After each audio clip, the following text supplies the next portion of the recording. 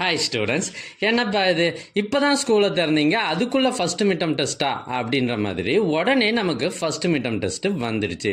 முக்கியமான கொஷின்லாம் எதுன்னு தெரியாத நிலமையில் இப்போ உங்களுக்காக நான் ஒரு ஒரிஜினல் கொஷின் பேப்பர் கொண்டு வந்திருக்கேன். இது இந்த வருஷம் 2024 ஒரு ப்ரைவேட் ஸ்கூலில் நடந்த original first midterm test question paper.